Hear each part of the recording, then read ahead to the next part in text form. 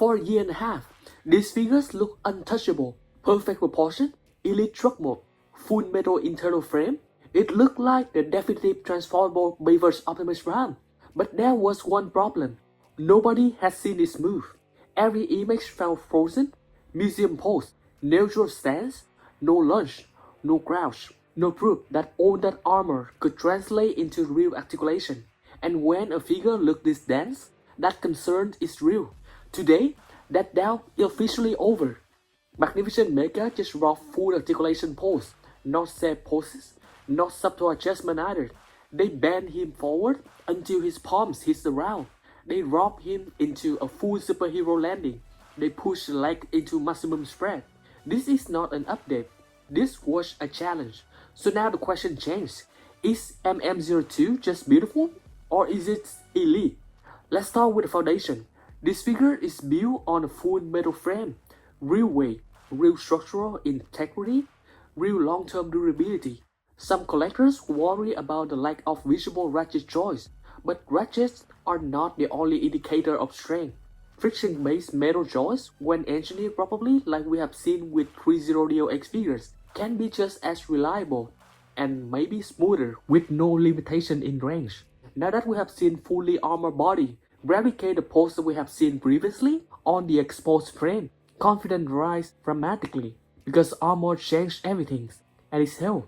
Let's talk about the superhero landing pose first.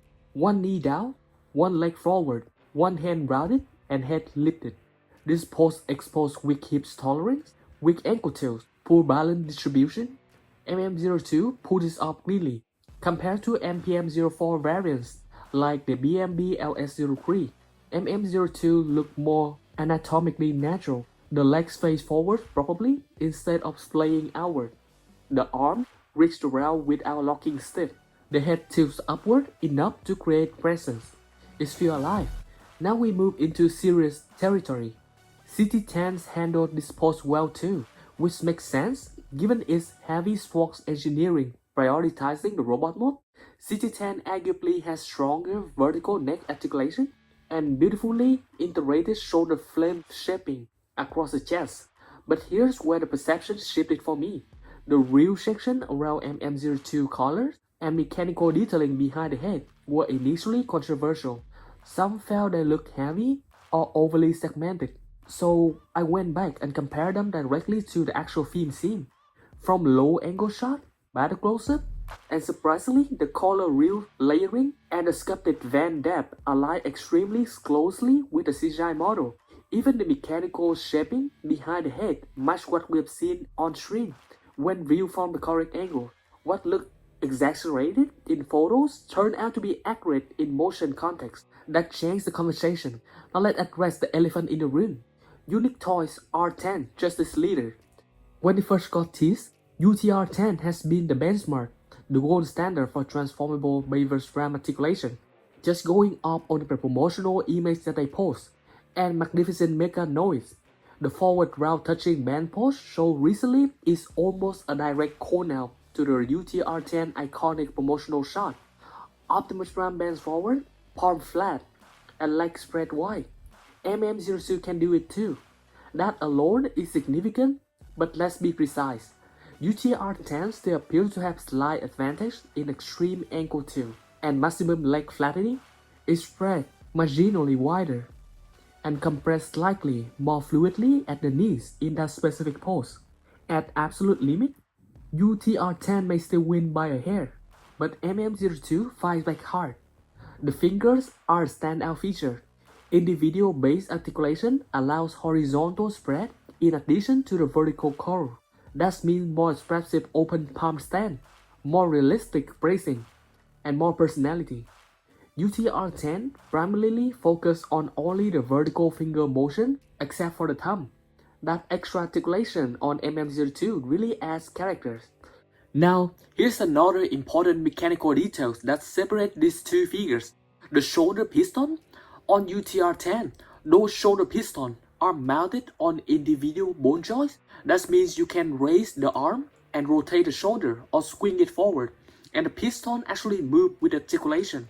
It is a small detail, but it adds mechanical realism and prevents part from looking locked in place. On MM-02, the shoulder piston appears to be primarily decorative. From what we can see so far, they do not seem independently articulated at all. Balance is not a strength. The weight distribution from the metal frame appears to stabilize while stand naturally, even in extreme pose. The armor does not explode outward with massive panel separation. It stays integrated and controlled. It's feel engineered, not forced. Now briefly, TMT Evasion Optimus Prime still visually stunning, but updates have stalled. In similar landing pose, TMT neck articulation may look slightly more standard, and the head appears to look up a little higher. However, MM-02 appears to achieve deeper leg articulation. Interestingly, both TMT and MM use a real placement around the collars similar to the original Air-Protection Voyager Evasion Optimus Prime transformation logic. And again, after direct movie comparison, MM-02 collars and rear head sculpt accuracy holds up better than many initially assumed. That is worth emphasizing. Now a practical win. The truck will no longer sit under the feet like many MPM variants. That eliminates silver stretching during aggressive posing. Long-term collectors will appreciate that. Now let's be fair, potential weaknesses still remain. Vertical neck range may be limited. We have not clearly seen a strong ab crunch, only slightly, and guess for a few pulls. The ankle pivot, while impressive, may not surpass UTR-10 at maximum level of tension. A dedicated toe joist has not been fully confirmed. These details matters, but zoom out, this is a fully transformable Bayverse Optimus Prime with a full metal internal skeleton, layer premium sculpt details, expressive hand articulation, high-level balance, dynamic pose capability, and movie-accurate collars and rear head detailing validated through scene comparison. It kneels naturally, it can bend forward to the round, it spreads wide, it holds weight, and it maintains sculpt integrity. That is not common engineering, that is competitive engineering. And yes, my personal favorite for pure robot representation is honestly still the non-transformable Threezero 2007 Optimus Prime, the version 2.0. As a non-transformable piece, it remains the most accurate robot mode interpretation in my opinion. But that is a different category at the end of the day. This one transformed. Within the transformable Bayverse space, something just shifted. For the first time in years, MM-02 pretty much solidified its top position. Out of all of the Bayverse Optimus Prime figures that have been released so far, the offer is just too good to pass. So, if the final production matches these articulation demos and the paint get even better, does MM-02 already take the ground for you? Or are you still waiting for UTR-10 and see what they can do after 2 years?